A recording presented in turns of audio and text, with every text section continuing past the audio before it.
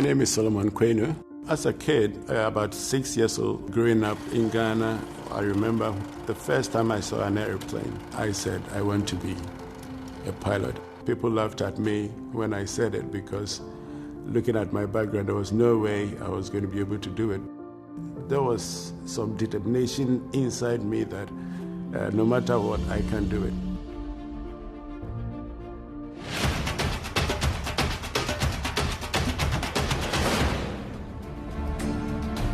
Coming back to my old school reminds me of the times I was here. It's an unbelievable feeling. I feel very proud as a Ghanaian. We still can achieve what we want to achieve with determination. I never dreamt that one day I'll be able to fly the biggest passenger aircraft, A380, to Accra. And being the first person to do it, I never dreamt of that. And it is the Day Show, and my special guest for this session is a very, very, very popular person if you're into aviation. Now, he is Captain Solomon Quainoo. He's a Ghanaian-born national. He's also the first airline captain selected to fly the biggest passenger aircraft, Airbus A380, with Emirates Airlines to Ghana, and he flew this in 2018. And this was when they were having their biggest aviation event in Africa. In 2018. Well, he joins us. Please put your hands together for Captain Solomon Quainoo.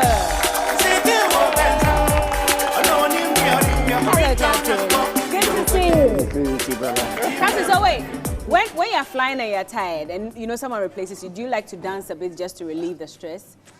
Yes, he does. Can we get some music? He said he does. I don't want your audience to run away. Okay, let's do something. Have a seat. Welcome. Thank you very much. After talking to you, maybe a few months ago, yes, and that's when I got to know all about what you've been up to. First of all, what does it feel like being the first, African or Ghanaian? Ghanaian. First Ghanaian to fly the Airbus 380. Correct, yes. To Accra. Yes. How did that? The first person to fly to Accra. First person? Yes, to fly to Accra. Wow. This is a global record. How did that happen? Well, with such an event or occasion, the airline usually goes through your training records.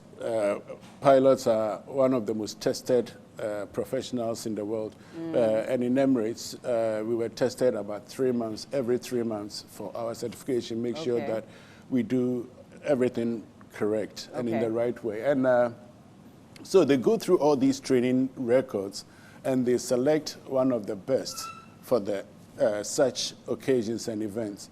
And then they didn't know I'm a Ghanaian because I use a British passport at Emirates. So luckily they chose me. And during the preparation for the flight, meeting the corporate communication, they got to know that I'm a Ghanaian. And that was amazing. Now, I mean, before that you were flying, this is when they introduced the Airbus 380. No, the Airbus 380 had been in existence for probably a few years. So you had flown it, so you weren't new to it? No, I wasn't new to the Airbus 380, I was flying it. But there must have been some nostalgic feeling having to fly that to your homeland. Oh, definitely. I thought I had a dream to be a pilot when I was a kid, and I never dreamt or assumed that one day I'll be the person to be selected to fly the aircraft to my country and make history. So yes, it was. Here you are. It was yes. Here you had this dream as a kid. What age were you when this dream? About 6, between 5 and 6 years. Yes. How did this dream come about? Is it like, you know how God called Samuel, or was yours? You know, you slept, saw it, or you just saw a pilot on TV and said, this is who I want to be? Yeah, when I was a kid, I'm from a very poor background. And I don't know if our young boys and girls here would know what we call socks ball. But we didn't have money to buy football. And I love playing football. So we will take a sock and then fill it with rags and things like that. That became our football. So in one of those days, playing the softball, bare-chested, minding my own business, I saw a plane flying over, and then I looked at it and I thought, no, this is what I want to be when I grow up. At age 6? At 6, and that is what how it started. Where did you grow up? Mostly in Kumasi. Okay. Yes. But you're saying that you didn't come from a well-to-do family? No. So in Kumasi, how many siblings did you have, or do you have? We are 6 in total, but I had my cousins living with us as well. So about 8 or 9 of us. So it was like a family home? That's right. Squashed into a 2-bedroom military quarters. Wow. My father is ex-military guy. Oh, I see. So yeah, it was 2 of us. My mom and dad had 1 room, and then a living room. So the siblings and cousins shared the 2 rooms, the bedroom and then the living room. And the living room. 8 of you? 8 of us. So 4-4? Yes. Well, we were mostly packed in the bedroom. My eldest siblings will have the bed, and the rest of us will sleep on the floor. But to have such a big dream at age 6, you know, when you could tell that economically things weren't so viable, did you tell your parents about it? Being a kid, at the time, I didn't know how much it was going to cost. I just saw it, didn't think about the cost or anything or the stumbling blocks, and I said, this is what I want to do. All the friends laughed at me. The guys who were playing the softball with, they laughed at me, apart from one guy. And they laughed because they thought, who are you? How are you going to get there? I didn't have a clue how it was going to pan out, or the journey I was going to go through to get there. But one guy believed in me and told them not to laugh at me, but they never know. Anybody can do whatever. Anybody can, and here you are today. Yes. Unbelievable. So at what point did this dream become a reality? Was it, you know, from secondary school, did you choose courses that will get you closer to it? Yes. From my primary school, I kept discussing it with my teachers. And they were guiding me. If you want to be a pilot, these are some of the subjects you have to learn, and thankfully I'm very good with maths. Maths is my strong subject. So science was a very easy path for me. Maths, physics, chemistry. Math, physics, chemistry. Yes. No, wait. You are clapping because it was easy for you to, or... that's why I'm wondering why you're clapping, because I didn't like math at all. Science, apart from biology, everything else was just very difficult for me. But that was your strength. That was my strength. You give me history, and I hate it. I couldn't comprehend history.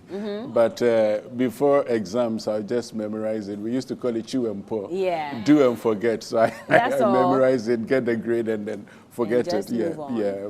So what secondary school were you in? Koforidia Sectec, Merimaba. In Merimaba. I see. What was it like in secondary school? Secondary school, it was tough. Koforidia Secondary Technical was like a military training ground. And the seniors used to homo us, and they would take all our food, all our provisions, and then we go to dining hall and they take all the food. They will be saying in Penfobedidi. That's what they say, in Penfobedidi. Yeah, in Penfobedidi. So they heap the food for themselves and give us very little portions. So I'll go around the dining hall, I'll see the pumpkin or Adre, and I'll crack it and chew it. That becomes my food, and drink water. Wow. So it was a struggle at secondary school. Did you choose Koforidia Secondary? Yes, I chose. That's the school. My primary teacher told me, because I wanted to choose pre-sec and these kind of schools, and my primary school teacher told me that if I want to be a pilot, then maybe it would be better to go to the secondary technical schools. So I chose Koforidia because it's purely science schools.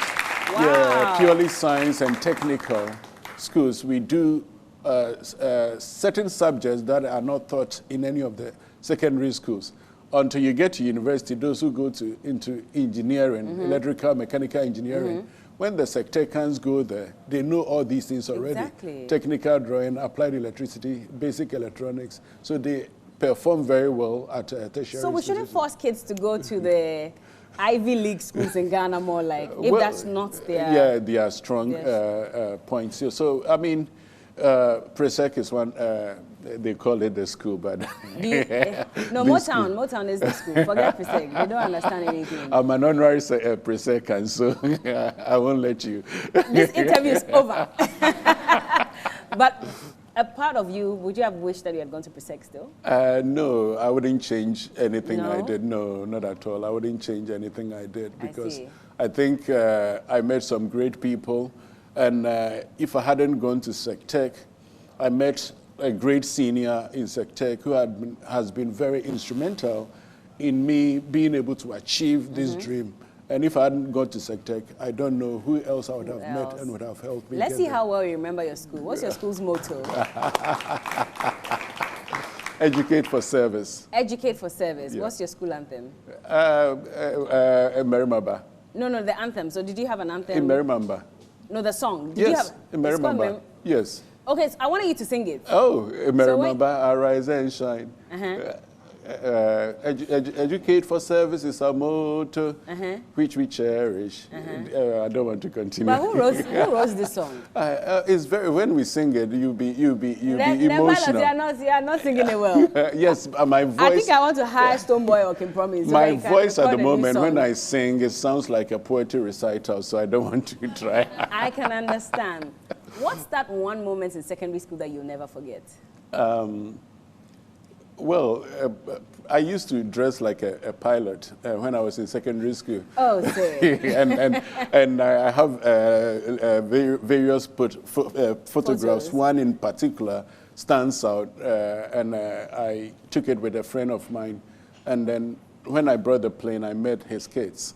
So I won't forget that. Yeah. Wait, when you say dress as a pilot, like how you're dressed today? Well, I didn't have the full uniform, so I'll wear my jeans and whatever and add whatever accessories, pilot accessories I could. And I saw the Air Force guys used to wear gloves, and I'll wear gloves as well. Where did you get it from? I borrowed it from my friends. Oh, wow. And that's what you wear in school all the time? That's right, yes. So that means that the whole school, everybody knew that if you don't become a pilot, then... Everyone, all my friends knew I wanted to be a pilot. So to become a pilot, they are amazed and they talk about me all the time. One of my friends is a lecturer at University of Ghana, and a business administration lecturer, and he uses me in one of his lectures. So yes, that's nice. So from Koforidua SecTech, you moved I on went to Legon, University of Ghana. What did you read there? Maths and physics. Maths and physics, yes. Yes, I know the seat of the university. Math and physics. Yes. But one would ask, why didn't you just go to Tech? KNUST. Well, after A-levels, I wanted to go to the Air Force because I thought it was the easiest path for me. And I tried the Air Force assessment. I aced the assessment, but then I fell ill just before the training, about 2 weeks. And when I went back, they told me I couldn't catch up because the training is very intense, so I should come the following year. I was so devastated, lost, and didn't know what to do. I didn't want to go to university in Ghana. It was either the Air Force or I don't know what I would have done. So a friend of mine, a very good friend of mine, Omaritin Krang, I was there the day of deadline for submitting the forms. He bought the forms and then filled it, took it to all my Jerry, the one I mentioned that he became my school father at SecTech. He took it, they had a business, so they signed the form, guaranteed it for me. And then he brought the form and he said, I know you don't want to go to university, but you just sign here.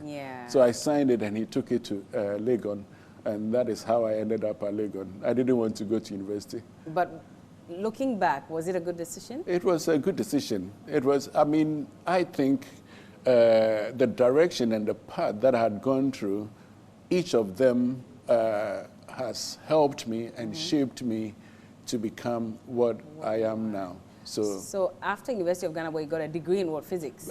Maths and physics.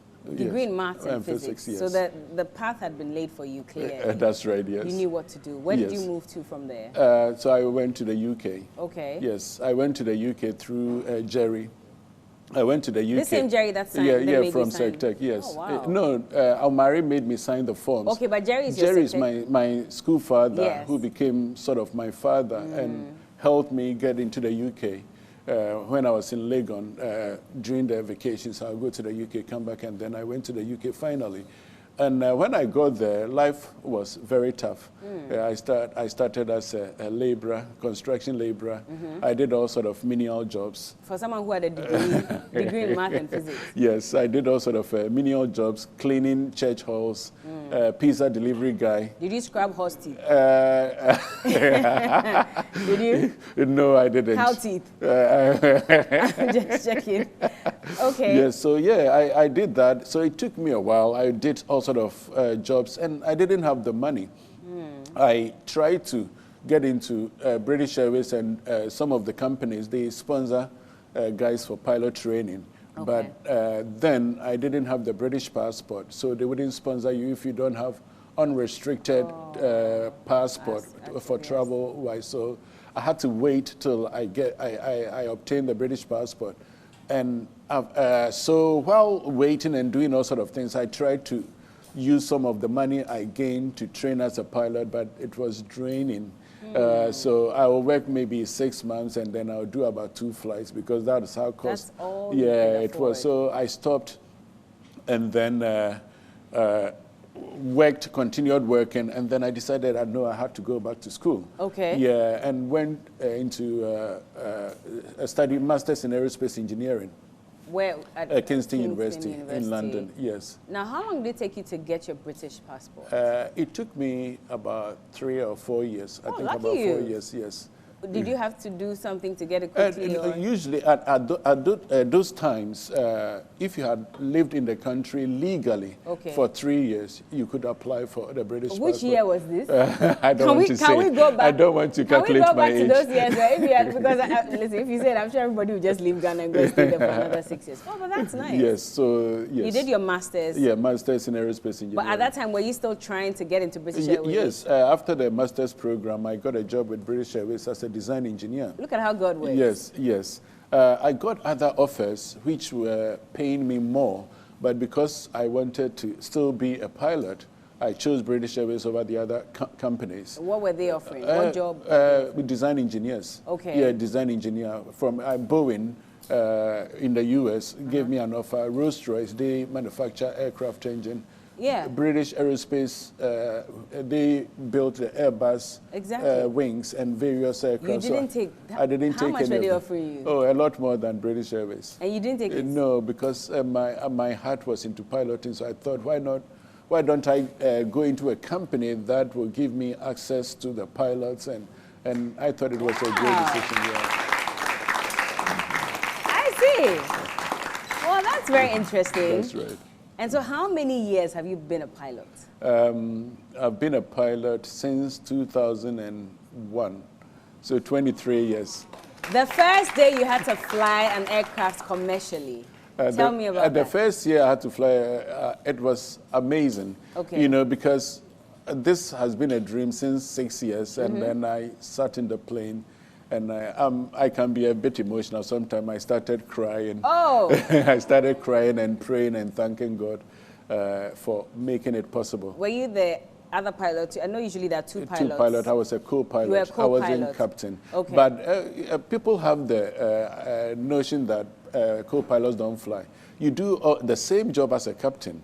Yeah, Okay. the captain have the overall overseeing authority when you are flying. But when let's say we fly to Kumasi and back, the captain will do one sector, fly from Accra to Kumasi, and the co-pilot will fly from Kumasi to Accra.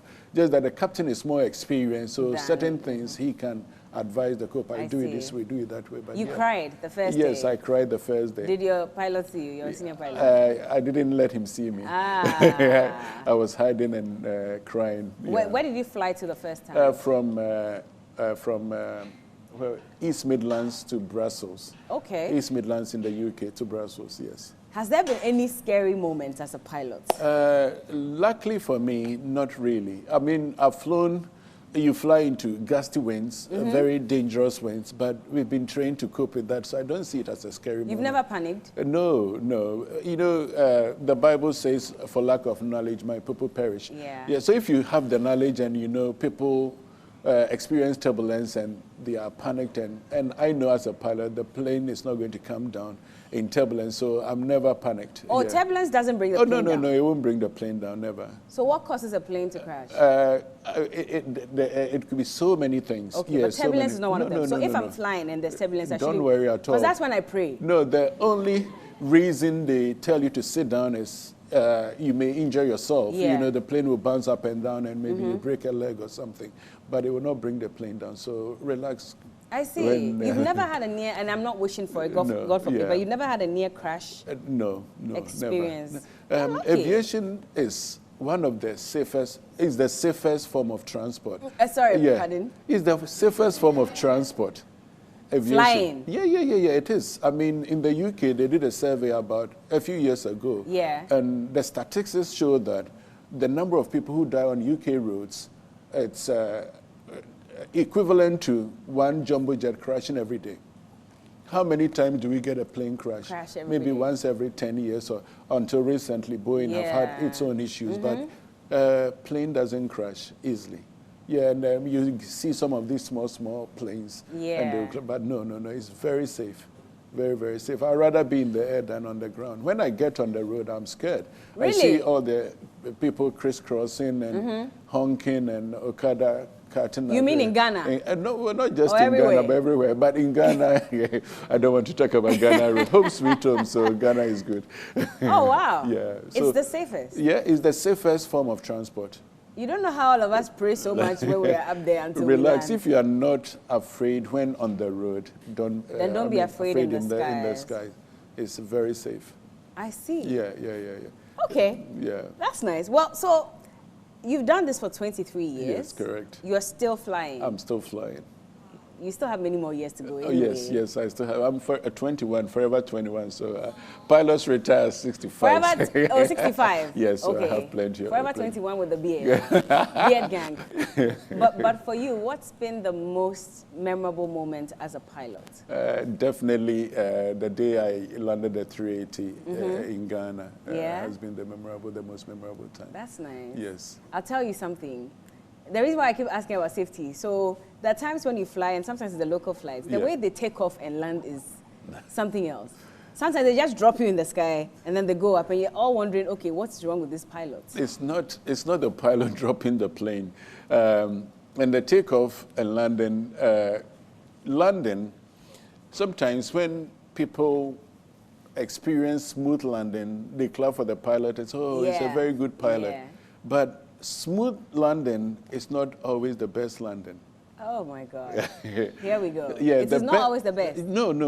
The best landing is to land in the middle of the runway at the right place, because some people will try and obtain a smooth landing, achieve a smooth landing, and they will float on the runway.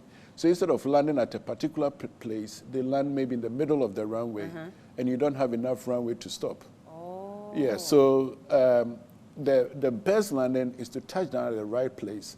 It might not be so smooth, it might be firm. Firm landing is probably the best. And when it rains heavily, we don't encourage or teach smooth landing. We teach firm landing, because the wheels or tires has to penetrate the water to get grips with the runway. Otherwise, the wheels will aquaplane, and you might not get friction to stop the plane.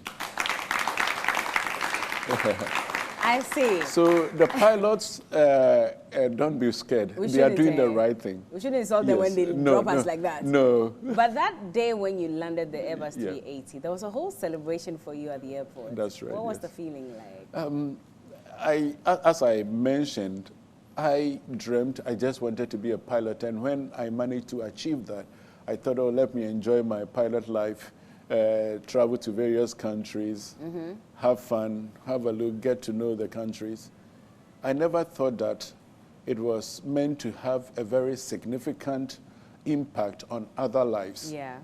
So the day I landed the plane changed my perspective, and I understood why that journey from infancy, and I still stayed focused to achieve it, because I realized that my life has to impact many. Yeah. The youth, those who feel things are impossible, it told them that it's possible. Yeah. You know, so it was amazing feeling, and to bring the possibility to our youth, it's been an amazing feeling. So not just for me, but the impact it's had on our youth, not just Ghana, but the youths everywhere. And speaking of the young people, I know that you're also offering some mentorship to young people. Yes. Tell me a bit about that. So I have the Captain Quainoo's Foundation, and I've been mentoring a lot of youth since then. We give them scholarships when we can to so many of them. We guide them. I told you I'm an honorary Preseccan. Yeah. There is a program in Presec where we take the best students, we guide them. My friend is one of them, he's here with me. We guide them, they prepare them for some of the Ivy League schools in abroad. And we coach them, and then they take their SATs and get full scholarship to some of the Ivy League schools. And then it came out that some people, very good students, obtaining straight A's and maybe 7 A's and a B's, they don't have money to even buy forms for the schools, to fill the form for the university. So we came across these people, and we tried to help them. One of them from Presec got a school in the admission at the medical school. Oh, nice. Others, ITs and things like that. We've been able to obtain scholarship for some of those who want to, thank you, become pilots in Hungary. Okay. Full scholarship to become pilots. Yes, and I've guided a lot of people. Some of them are in flying school now. Okay. Some of them have graduated. One of them just got a job. Another guy, he's now flying one of the modern aircrafts at British Airways, sophisticated modern aircraft. Yeah, so yes, we are doing quite a lot. And you have a book to tell your story. So it says, Flatten Until You Fly. Yes. The unwanted child who became captain of the biggest passenger aircraft of the world. What do you mean by the unwanted child? Yes, so when we started, you did ask me about my siblings. Life was very difficult for my parents then, and my cousins were living with us as well. So my mom didn't want to have any more children after the one I come after. And then I think one day my dad was very fast for my mom. And I showed up. Yeah. So when my mom realized she was pregnant, she wasn't ready for a baby. Yeah. And she told me this story herself. She wasn't ready for a baby. So the immediate thought was to abort me. She wasn't going to have me. And then luckily she spoke with a priest, and the priest told her not to abort me. She should name me Solomon, and I'll be a great man. And here you are today. She must be very proud. Is she still alive? Unfortunately not. Oh, but she saw me as a pilot, so yes, before she... So at least she saw the prophecy. That's correct. She witnessed it before. Yes, yes. But what do you mean by flatter until you fly? Yes. So flatter until you fly, I did tell you about my upbringing. After age 6, when I declared I want to be a pilot, my dad lost his job as a military guy through certain dubious guys. Oh. Yeah. And the military, they give you the accommodation when you are in service. When you get retired or resign or lose your job, in the case of my dad, you have to vacate the accommodation. Yeah. My dad hadn't built anything yet, so we didn't have anywhere to go. Life became very tough. We had to beg people to live with them, and we kept moving from one place to the other, one place to the other. And sometimes when it rained, the buildings didn't have any ceiling on them. So when it rains, and with leaks on the roofing, so when it rains, the rooms became swimming pools, and we were sleeping there. So life was very tough. Yeah. I'll go maybe 3-4 days without food. I'll get a brewing katia, chew it, or gari, chew it. Even sugar to add to the soakings, I wouldn't have it. And it was very difficult. The book gives you the full picture. Yeah. And then moved to various places. And even when I moved to London, I was a construction laborer. I was working 3 jobs at a time. I wake up about 4, go and clean the church hall, And then between 7 to 5 p.m., I will be a construction laborer carrying plaster boards up and down. And then after 6 to 12, I'll be a pizza delivery guy. So those tough journey is what I call flutter. Okay. Yes, so I was still trying to flutter my wings. Yeah. And with the purpose and the dream still ahead of me, still in my mind, very clear that this is where I want to get to. And I kept asking, how do I do it? Yeah. So those were the fluttering days. That is why I named it Flutter. And well, this book has been officially launched. I mean, where can we find a copy if we want one? Online, you can Google it and buy it online. So many online shops everywhere in the world. In Ghana, we are trying to stock it in some of the bookshops. Okay. We haven't been able to do that yet, but you can still get copies in Ghana. I can share contacts, Awesome. details for ordering the books. Awesome. We have two versions, the hard copy and Yes, then I was the gonna paperback. ask about that. Yeah, okay. So whichever copy you prefer, we can deliver it to you. Certainly. Well, and I believe that this is supposed to inspire every young person out there. That Yes, to inspire them to believe that it's possible and to use it as part of the foundation to empower them to achieve their dreams. Absolutely. Yes, so the main purpose for writing the book, one, to inspire. I gave a copy to my security guys and the cleaners. They looked at me and they said, wow, Captain, we thought your dad and mom were so wealthy. Now we know we can also do it.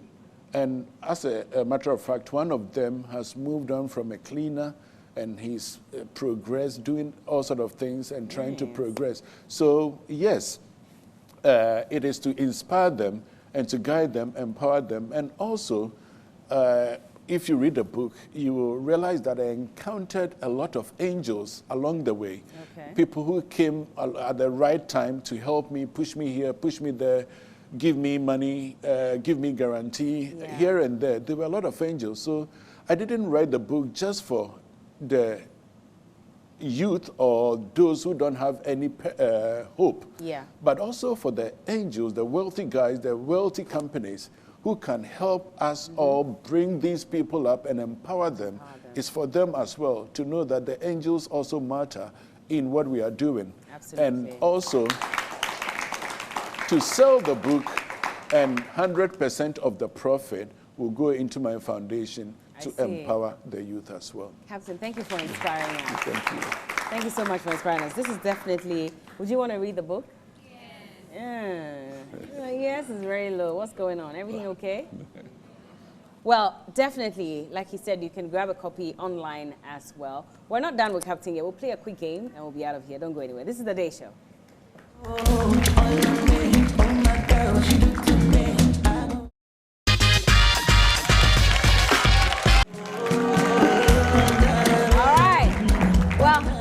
With Captain Solomon Quainoo, it's time now to play a game of physics, mathematics, a lot of calculations, but also a lot of mind work. Captain, are you ready? I'm ready. Okay, the way I say I'm ready, I'm worried. Don't worry. Well, I think we all know this game where you're supposed to get the same color of cups in one row. So since I'm here, I might as well take the green cup and you take the red cup. Okay. But who should play first? Okay, so we're going to count down from 3. Let's go. 3, 2, 1. Captain, let's go. Hey, whichever way, but Captain, let me start. You are just using physics to beat me. Whichever way. Ha! Go me. Go me. I've confused Captain.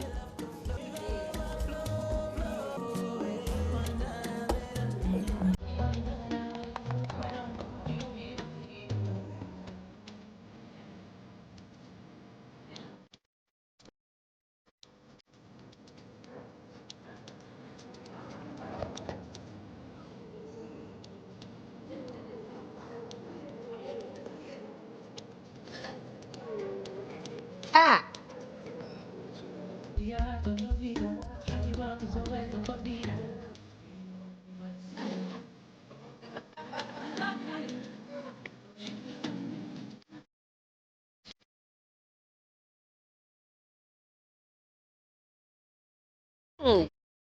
This is confusing.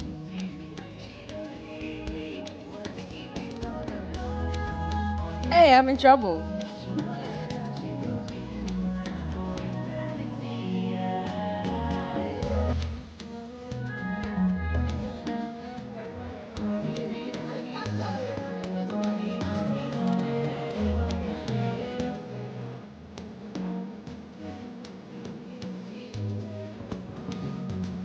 I think you are very good, you know.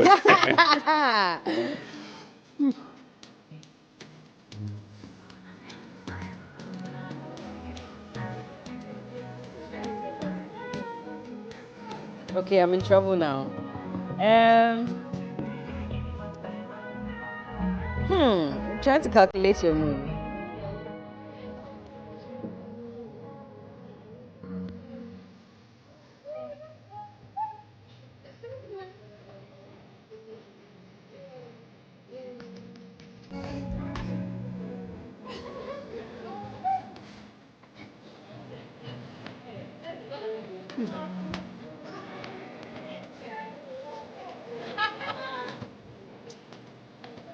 Ha! This is tough. You know you can move this here, right? Oh. Yeah.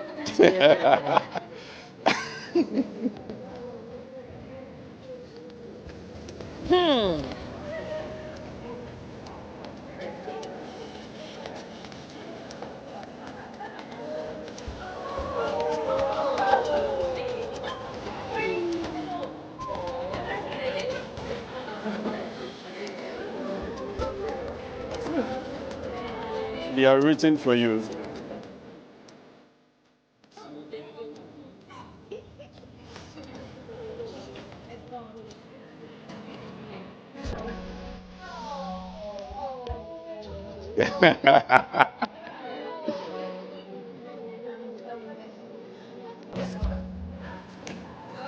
This thing, I don't think we'll go anywhere.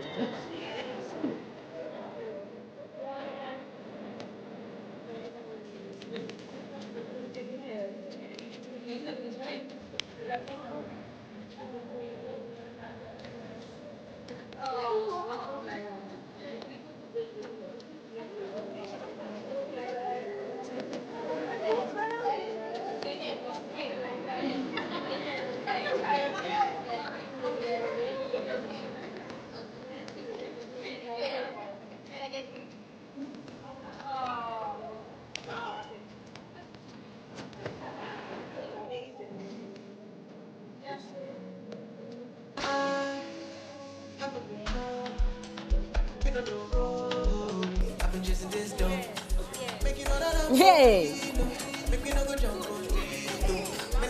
Oh my God! Oh no! No, no, no! I've lost. It's like I'm playing again. No, no, no, I know what to do.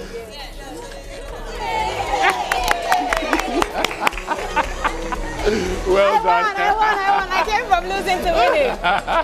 I actually didn't see that, you know. Oh, go me. So if you need a physics scholar and professor here, then I'm the one. Of course. After what has happened, I'm the one that should be flying the aircraft. Captain, can you pass on your blessings to me? One and only Bella. I know. Well, thank you so much for joining me. It's been a pleasure, much. Captain Solomon. Thank you. All the best. And definitely we'll read your book. Yeah. And we'll learn a lot from you. But how do we join your mentorship group? You can go on my Instagram page, Facebook or Twitter page, and then register, and then send me a message. So your page, your handle is? Captain Quainoo _380. Captain Quainoo. The Quainoo is Quainoo. Yes. Underscore 380. 380. Yes. You're not letting go of the Airbus, are you? Well, thank you so much for joining us. Thank you so and I much. hope you enjoyed today's edition of The Day Show, a dose of inspiration for you from all our guests. Well, that's what we like to do on the show. We'll see you again next week. My name is Bella Mundi. Thank you so much. You know, I thought I had lost. I was like, okay, I don't have anywhere to go. So if I move here, you move in. I didn't realize it. Go me. Anyway, thank you so much. Thank you. It's Flavor.